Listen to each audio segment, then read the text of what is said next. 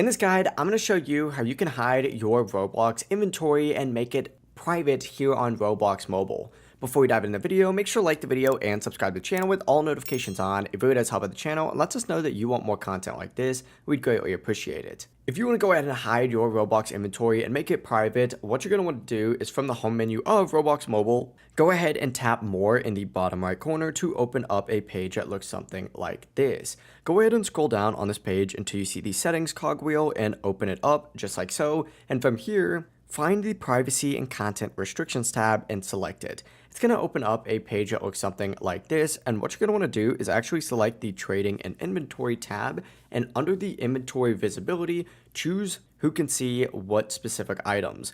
The options here are everyone, connections, followers, and people I follow, connections, and people I follow, connections, or no one. In this case, if you want to make it fully private, go ahead and select no one. And then from here, it's going to automatically update your settings and you just have to back out of this and you're good to go. But yeah, it really is as simple as that. If you guys have any questions, don't hesitate to ask us down in the comment section below. And before you leave this video, make sure to like the video and subscribe to the channel with all notifications on. We'd greatly appreciate it. Have a great rest of your day. Peace.